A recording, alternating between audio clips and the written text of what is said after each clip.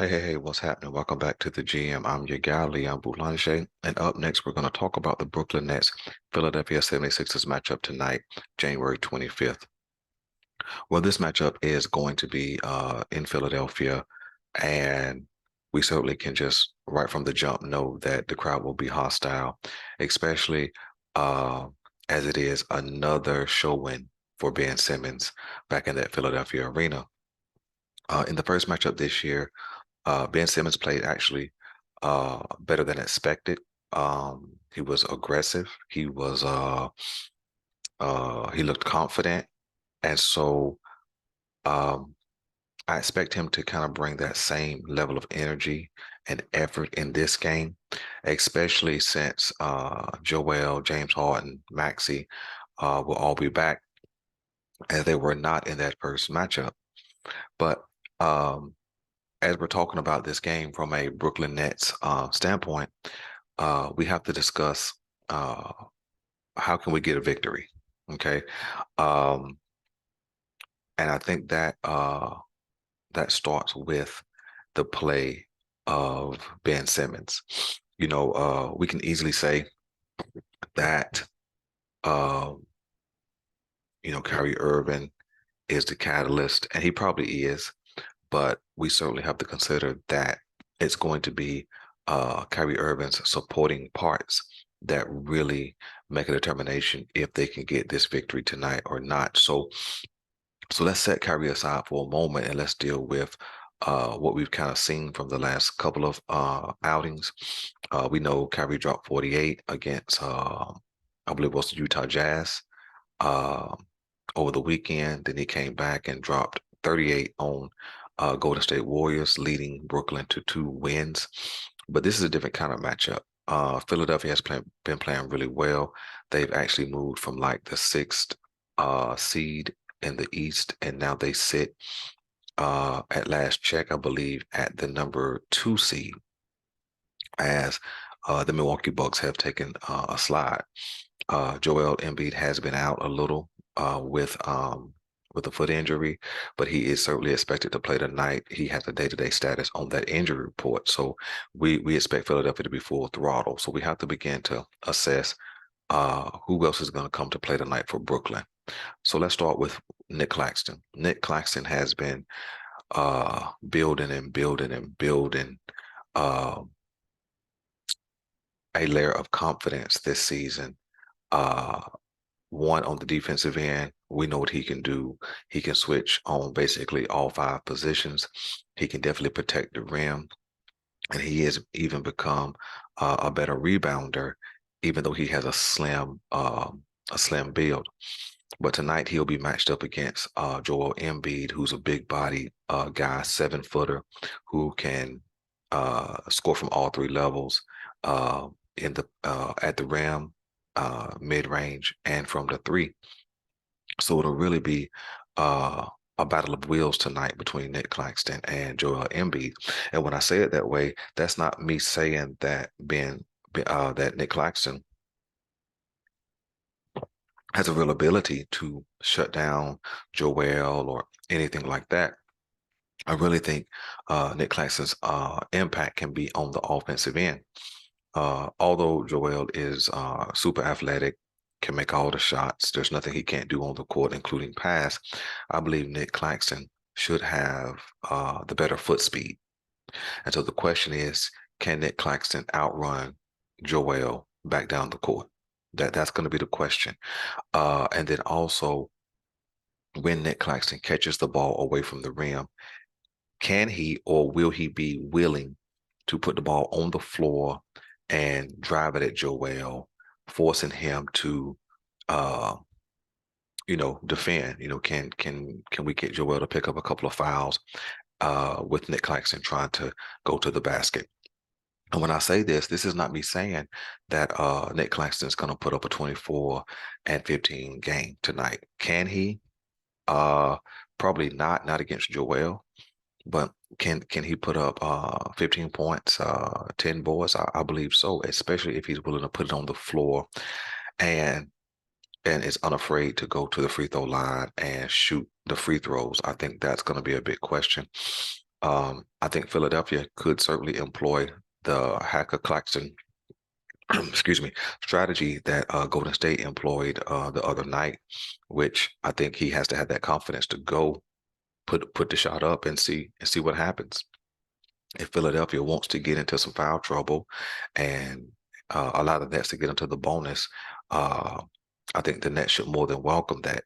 Not that Claxton should go to the line and go six for 15 again or anything like that, but if we can put some pressure on them on their defense, excuse me, with Nick Claxton, driving the ball a little bit. And I'm not saying he brings the ball down the court and all that kind of stuff. I'm just saying catch it, in the paint, put it on the floor, and see if he can go and get a finish, a dunk, a layup, or at least draw a foul. Because any fouls we can pick up on Joel or Harris or even just a nearby defender is going to uh, go well for the Brooklyn Nets. Um, so I would love to see Claxton produce about 15 um, points, 10 boards, and 4 or 5 blocks tonight, which I think he's very capable to keep those guards from driving and laying the ball up at the rim. Uh, and then I think offensively, Ben Simmons. I would love to see Ben Simmons play downhill. You guys have heard me say this before, but Ben Simmons has to play downhill because the guys who are going to be guarding him, or at least guarding him in space, what I mean by that is a guy who's assigned to him based on defensive scheme, but kind of plays off of him to kind of double or split the difference between him and another player. Ben Simmons, if he's aggressive, he can draw in that space, draw that defender in, or if that defender doesn't come, Ben Simmons should be able to get all the way to the rim. And I would love to see him dunk the ball more than just lay it up like we've seen him do time to time.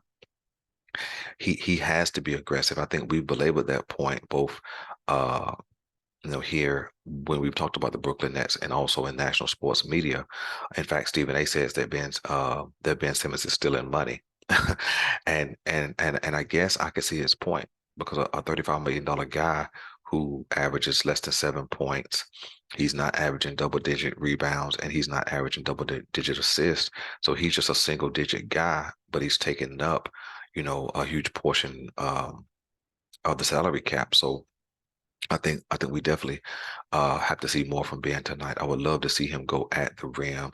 And you know what? Just go in there trying to bang on somebody. You know what I'm saying? I'm not against going in there, even if he misses the dunk. The goal is to let Philadelphia know, one, I'm not scared. Two, you're going to have to do something about me. You're not just going to be able to play 5-on-4 on offense. And so if he can play downhill, um, it makes them honor what he's doing on the offensive end. I don't believe James Harden can stand in front of Ben Simmons. I don't believe Tyrese Maxey can stand in front of Ben Simmons. Neither one of those guys are big time defenders, and I do not believe that they're going to put a DeAnthony Melton on Ben Simmons because uh, I believe they'll slide him onto Kyrie, which we'll talk about in a few minutes. So I think um, in order for Brooklyn to get a win tonight, I think Ben Simmons has to give us 10 points, 8 or 9 boards, and 8 or 9 assists. I think he has to be almost in that triple double range. Um, and then he has to be willing to go to the free throw line and put it up. You know what I'm saying? I'm at a point now where I'm not gonna be too hard on Ben for not being able to shoot free throws. This is something we've known about him for many years. I'm not gonna be hard on him for not being able to shoot. That's something we've been hard on him about for many years. And at this point in this season, he is what he is. Now if he comes back next season, he can't shoot and can't shoot free throws. None of that stuff is improved. Then we can be even more uh critical of him. But at this point, he is what he is. Okay. So I think that's what we have to have from Ben Simmons tonight. Some aggression, get downhill, go in there and try to dunk the ball. You 6'11", man. You should not be trying to lay it up over other guys who are smaller in stature than you are, Ben Simmons. So so again, we need right at a triple double. 9, 9 and 9, 10, 10 and 10, 8, 9 and 9, somewhere in there from Ben Simmons to at least make the Philadelphia 76ers honor him on the defensive end. Um, number three, offensively. Um, I think you got to ask Joe Harris and Royce O'Neal, who probably will be in the starting lineup tonight, to knock down the shots, right? If you get open shots tonight, Joe Harris and Royce O'Neal, you have to knock those down, okay? Because Philadelphia is a high scoring offense, and every position, Joe, Tobias, Melton, um, Maxey, and James Harden, all five of those guys can score in their own way. And so we can't have an offensive night from Joe and Royce that's 1 for 7 and 1 for 6 and 0 for 5 and that kind of thing. It has to be, um, a night that looks like, um, uh, you know, 4 for 8 with three threes for Joe Harris, something like that. That'll put him around 12 points. Um, you know what I'm saying? 5 for 10, 5 for 11 for Royce O'Neal, hitting 2 or 3 threes, which will put him in that 10 to 12 point range. Again, we have to have at least two guys in that 10 to 12 point range. And like I said, Ben Simmons right at a triple double. And then as it pertains to Kyrie Irving, we know that excuse me, he has been, lights out the last 2 games, and really the last 2 games and a fourth quarter. And so I believe that Doc Rivers will have the defense, of course, like any smart coach, set to double him, get the ball out of his hand, that kind of thing.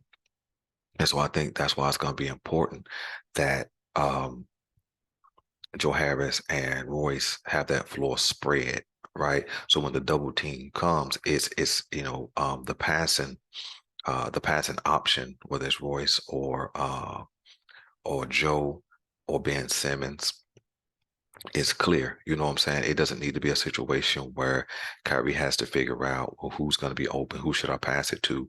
You know what I'm saying? If 2 comes, now you're playing 4-on-3, so somebody has to be open.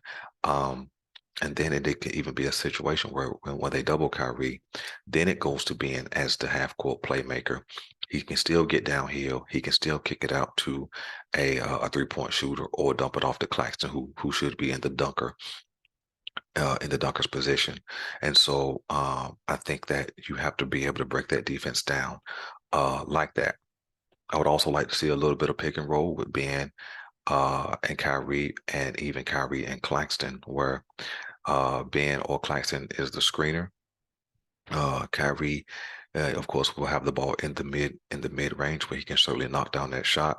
But then what that does, it brings the focus of the defense to the middle of the court, basically, which then you still have your shooters on the outside, and then you still should have one guy open in that dunker's position, whether that's Ben Simmons or Nick Claxton. So I would love to see in point production somewhere between 30 and 35 points for Kyrie, with those other guys hitting those metrics, which gives that starting lineup somewhere around 70 to 75 points. I think they have to have that.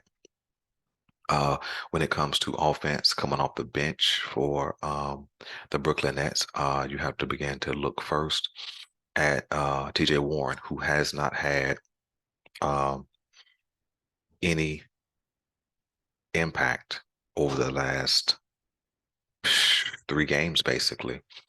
He had that 15 to 18 point night, and then he hadn't done much since that point. And so I think that he has to play good defense, and I think he has to bring tonight about 10 to 15 points off that bench, uh, uh, and be efficient with that, and be able to pull down some defensive rebounds. When you go to Yuta Watanabe, I think that he has to give us about 7 to 9 points hit some big threes, maybe get a putback dunk, hit a couple of free throws, and again play defense without fouling, which has been his problem, uh, pretty consistently over the last month and a half. Uh, I think a real factor is going to be Seth Curry. Which guy are we going to see tonight? Are we going to see the Seth Curry who's shooting the ball lights out, or are we going to see the Seth Curry who is off his game? Um, I know a couple of times he's played against Philadelphia since the trade, and he's lit them up for 16 plus points. And so I think we need that tonight. I think Seth Curry needs to be the third leading scorer tonight, being able to stretch the floor from three with consistency. He needs to put up about 12 shots, uh, hitting about 7 to 8 of them. A real efficient night for Seth Curry. Um, I don't know where we go at the backup big spot. I don't know if we go Markieff Morris tonight. Um, I've been rooting for Davon to get some run, but that has not really been happening. So I guess it's Markieff Morris, the veteran, who has shown an ability to stretch the floor. He does bring a level of toughness, which I think we'll need tonight. And so, can he give us 8 to 12 minutes, 4 to 6 points? I think that would be beneficial offensively. Um, Let me think through some other guys who've been coming off the bench.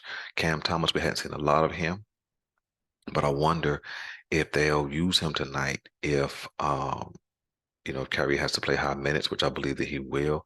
Will they go to Cam Thomas tonight to see if he can get his shot going, get downhill, finish, at the rim, hit some mid range, some things like that.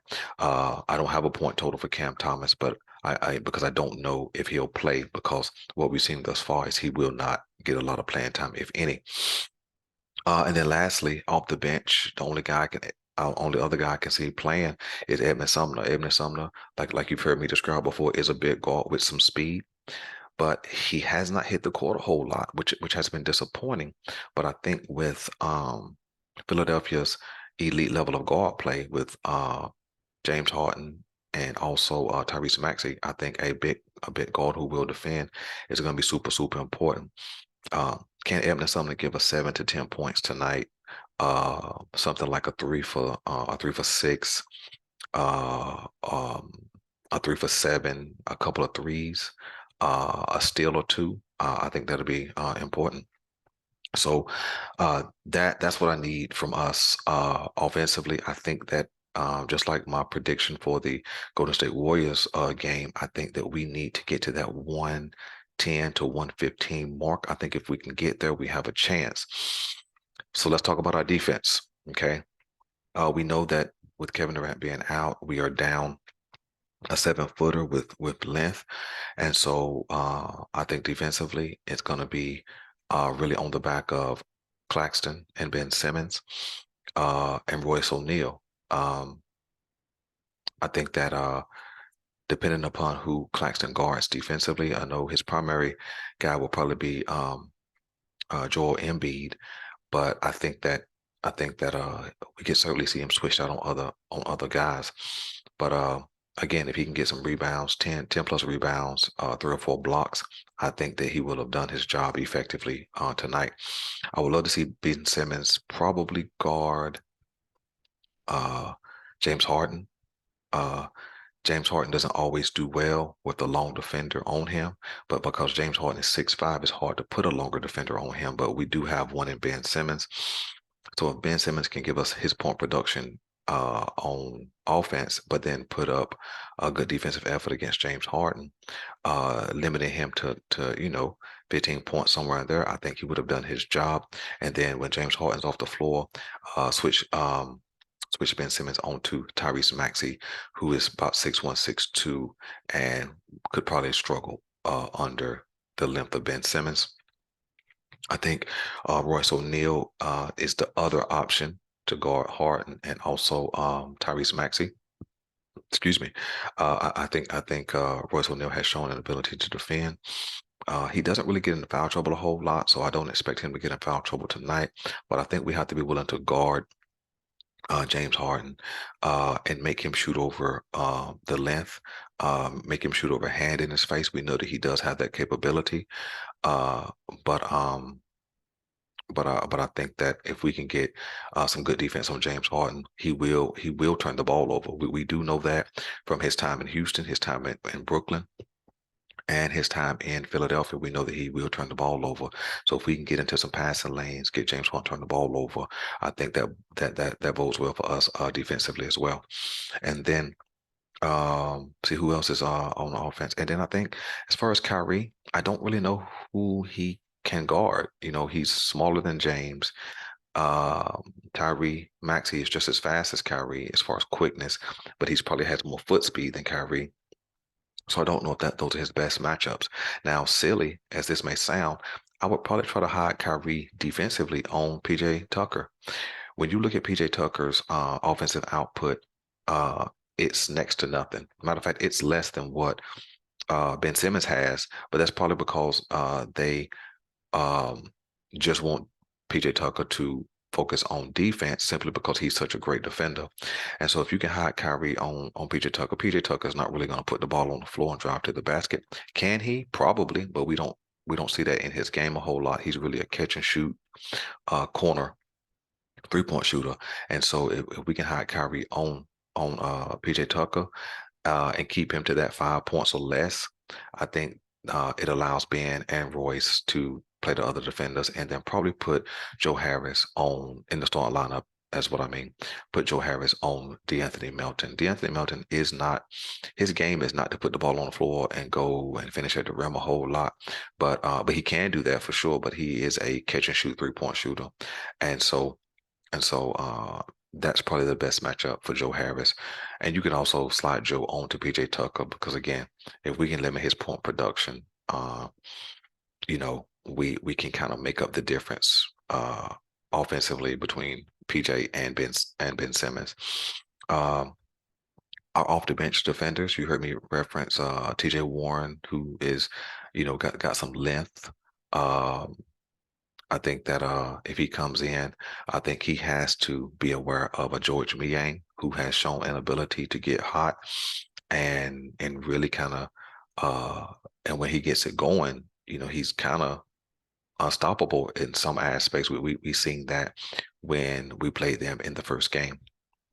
So TJ Warren has to play good defense. Utah has to play good defense, and and and use their length to defend the Philadelphia 76ers offensive players, and then get the rebound. You know what I'm saying? We have to grab rebounds. We cannot allow them to out rebound us tonight, and they probably will, but we can't allow them to offensive out rebound us. Just get rebound after rebound after rebound on the offensive end, because if they do have an ability with a 7-foot Joel Embiid to capitalize on those second chance opportunities. So that's what I'm looking for tonight. I'm looking for a score of 117, 114, uh, Brooklyn. I know that may be a little out there, but if I'm going to represent the team I rock with, then I think that I have to, you know, um, root for them to win. So um, thank you guys for listening to the GM. Let me know what you want me to know in the comment section. If you like this kind of content, hit the like button, hit the subscribe. I appreciate you guys. Again, I'm Leon Boulanger. This is the GM, and I'm out.